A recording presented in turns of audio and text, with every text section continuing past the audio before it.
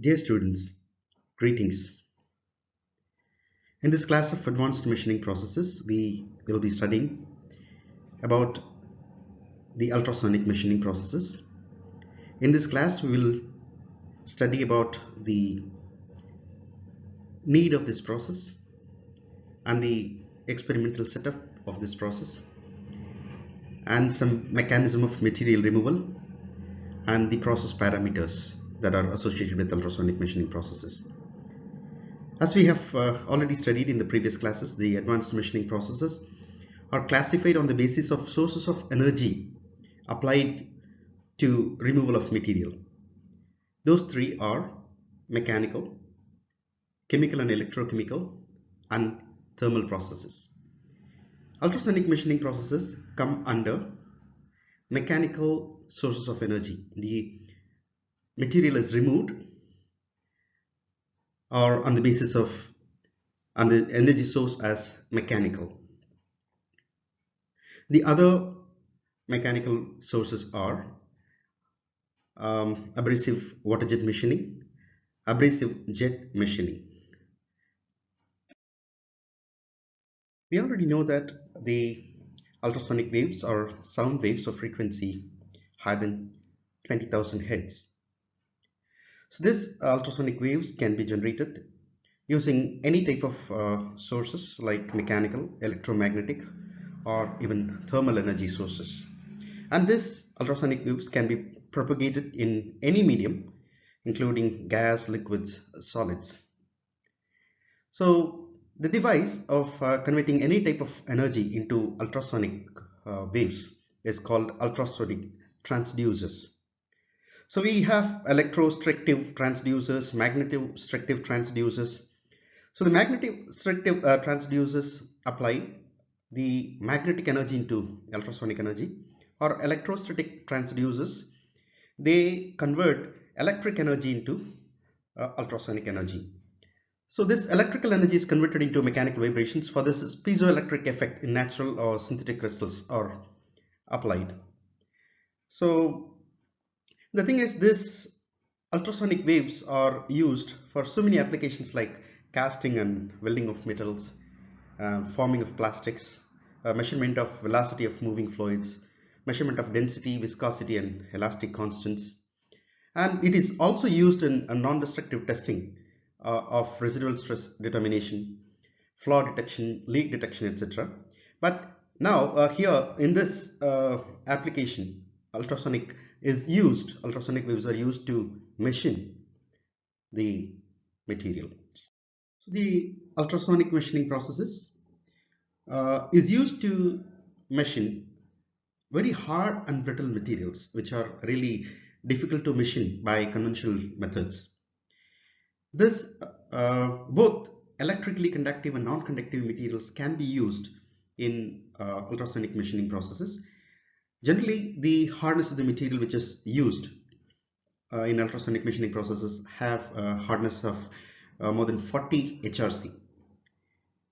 The experimental setup is like you have a tool of desired shape which vibrates at ultrasonic frequency with an amplitude of 15 to 50 micrometer over the workpiece. So this vibrating tool is pressed down toward the workpiece with the feed force.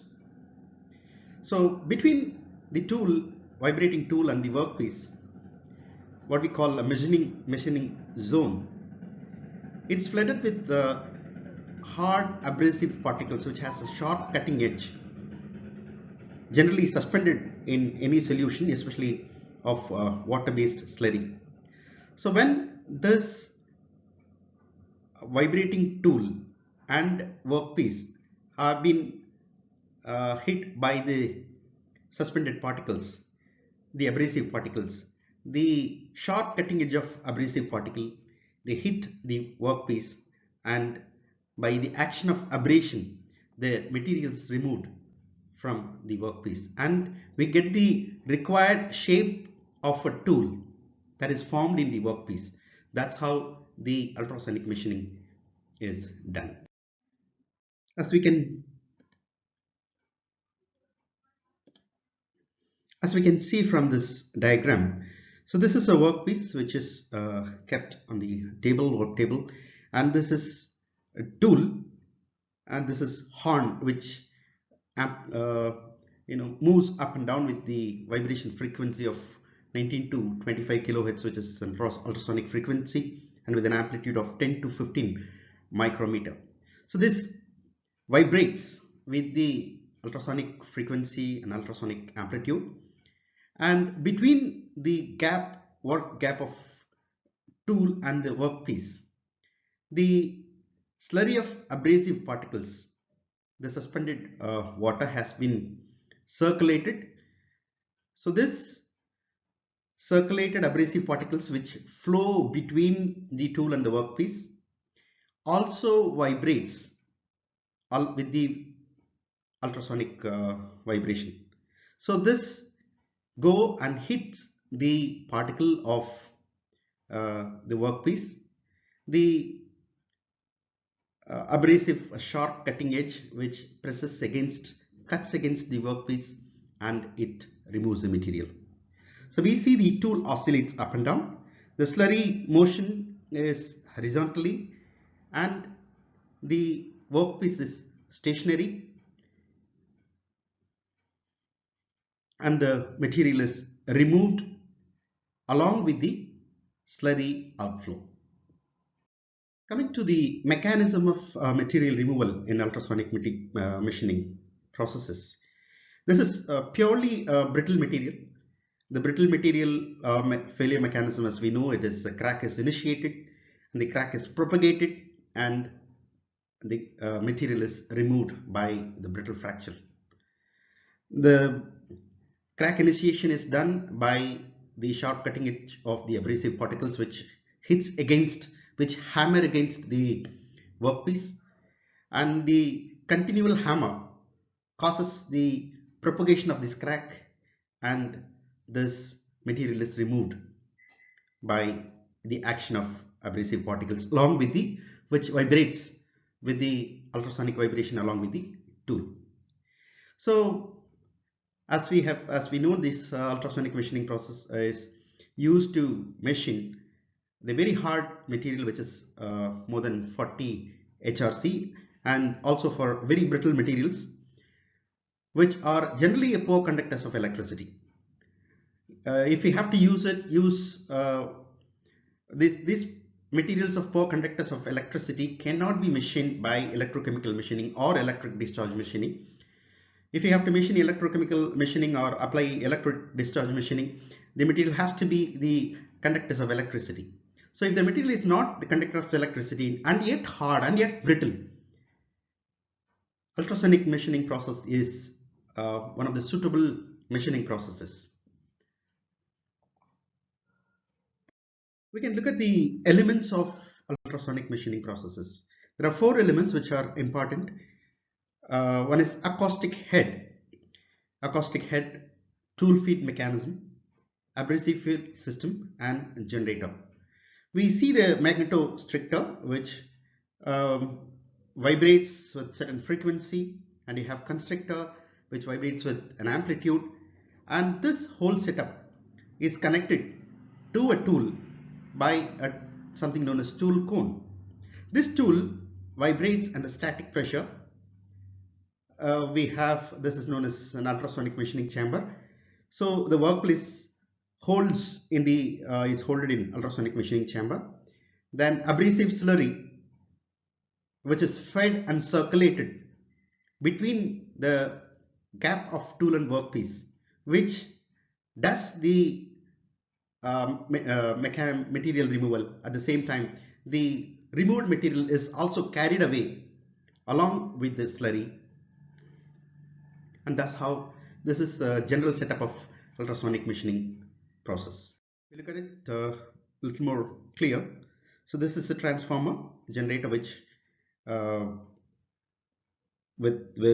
generate the ultrasonic frequency, and this voltage is supplied to this transducer. The transducer is electrostrictive, which converts the electric energy into ultrasonic waves. This excitation coil supplies the electricity to transducer. Then this transducer vibrates with the ultrasonic wavelength. Then this transducer is connected to transducer cone. Then this transducer cone transmits the ultrasonic waves, ultrasonic energy to the tool that can be fitted into the transducer cone. So the transducer cone serves as the transmitter of the ultrasonic energy waves to the tool. So the tool also vibrates with the ultrasonic frequency and with the wavelength of ultrasonic waves. Then the tool moves up and down. We have the workpiece. We can see the tool tip has a typical geometry. The same geometry is replicated in the workpiece. So we see the abrasive slurry is circulated. The abrasive slurry is circulated and it removes the material and it carries away the product of machining and it is removed. And we see the entire setup of this transducer, excitation coil, and the entire setup of acoustic head. This we call acoustic head is cooled by water, so that in order to avoid the high heating of this entire setup. So we see in the acoustic head, the horn mechanically modifies the vibrational energy to the required force amplitude ratio. To get a high horn has a high amplitude to a low force capacity. So titanium is a good material for the tool cone. The tool tip is attached to the base of the cone by silver bracing, soft soldering, or by screws. The area of the tool should not exceed the area of the smallest section of the cone by more than 10 to 15%. Generally, the tool geometry, which is important, that governs the shape of the impression or cavity to be produced. The smaller the contact area of and the better the abrasive flow under the tool, and that gives the higher penetration rate. If the flow path is too long, the cutting is inefficient because of the poor scavenging action from the innermost areas of the cutting zone. This is very much noticeable when machining holes. Because of the economics that are associated with the machining, the choice of tool material is very important. We have to choose a material which doesn't wear out quickly. It should be tough and it should be malleable. So generally alloy steel or stainless steel are chosen as tool material. To ultrasonic machining processes, the choice of abrasives play a very vital role in surface finish and the processes. There are many types of abrasives are used. Some of them include alumina, boron carbide, silicon carbide, and diamond dust. Of this, generally boron is the most expensive, but best suited for cutting tungsten carbon and tool steel and precious stones, since this tungsten carbide and tool steel are materials of high hardness. But generally silicon finds maximum application. The problem with alumina is that it wears very fast. But alumina is best for cutting glass, germanium, and ceramics. The thing is, diamond and rubies are nicely cut by using diamond powder, but using diamond gives advantage of very good accuracy, surface finish, and very high cutting rates. We also have boron silicon carbide. That's a new promising abrasive. Generally, this is this gives a very high cutting rate, maybe around more than 10% of cutting rate than the boron carbide. Choosing the size of grit or size of abrasives also play an important role. Initially, we use of very low grit to have a coarse roughing phase, 200 grit, 2000 grit. But as the time goes, in order to have a fine finishing, the more grit numbers are used, which has a very finer size of abrasive particles. So this how, like, we start with very coarse grit, very coarse powder. Then in order to have a very smooth surface finish, finally we supply fine powders. Not only the abrasives, the liquid media in which the abrasives are suspended, they also play a major role. If you just look at the role of liquid media, they really act like a bond between tool and workpiece. They also work as a coolant, which removes the heat energy that is produced during the entire process. Then they also carry the abrasives as well as uh, the product, or the removed material from the workpiece. The desired property of liquid media is like they should have high thermal conductivity, and they should have a very high specific heat in order to remove the heat. They should be at not have a very low, I mean very high viscosity. They should be easily flowable. They should not have any corrosive nature. So in comparison with all other chemicals, all other things that are available, water is frequently used as a liquid carrier. It meets most of the requirements of liquid media. Let us look at some of the process capabilities that are associated with the ultrasonic machining process. So we have a very high hardness material, like between 40 HRC to 60 HRC.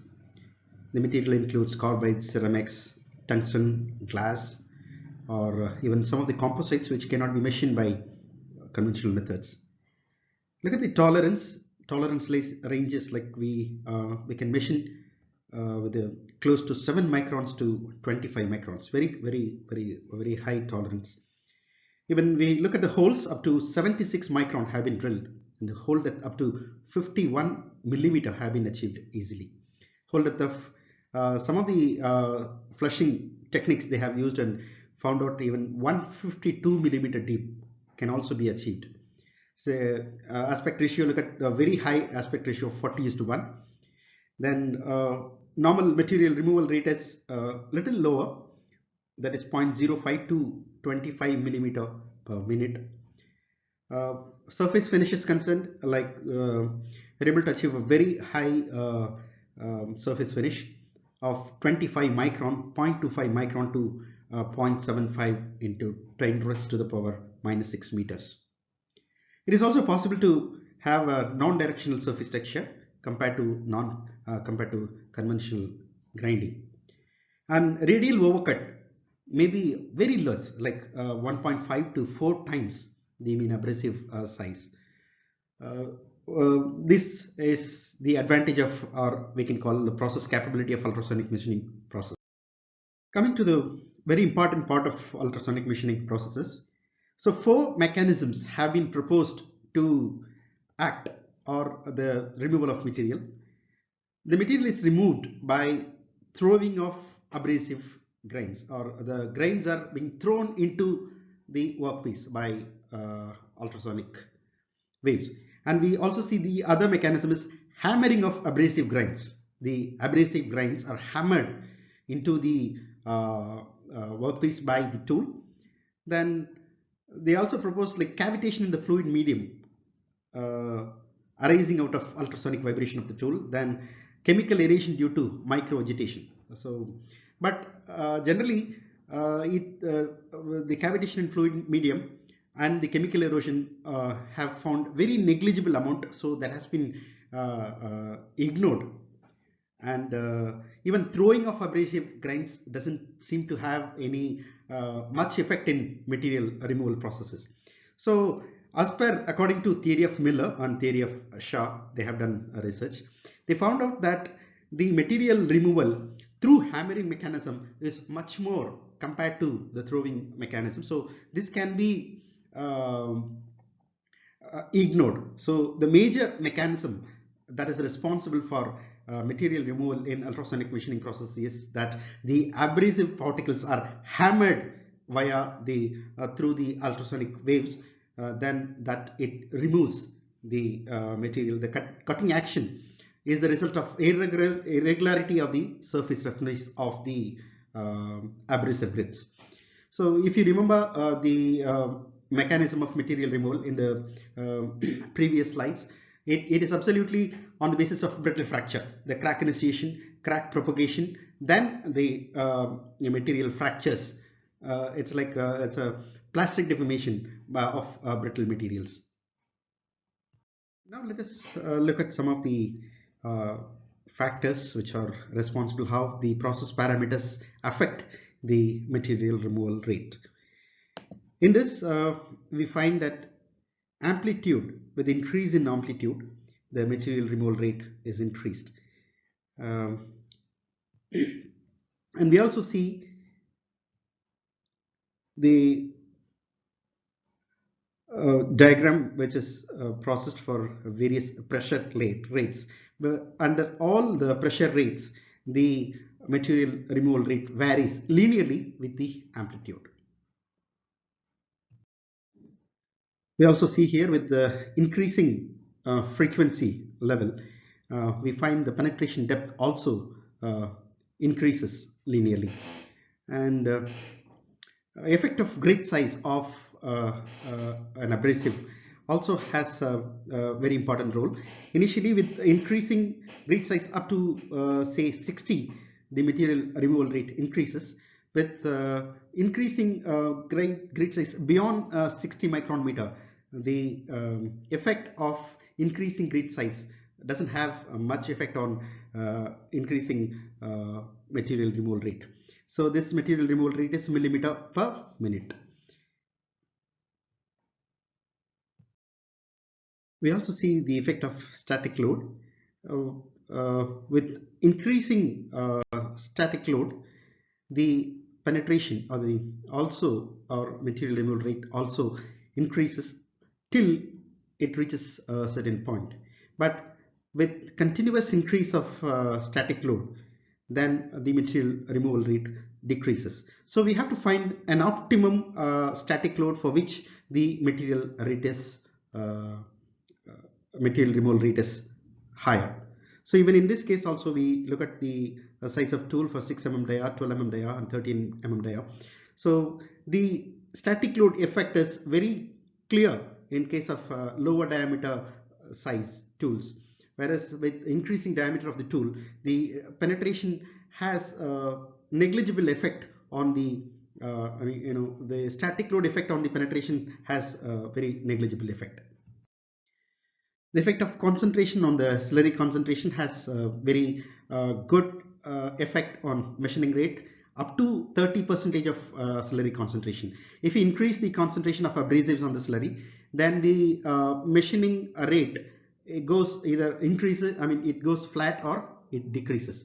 So up to 30% of the slurry concentration, the machining rate is very good.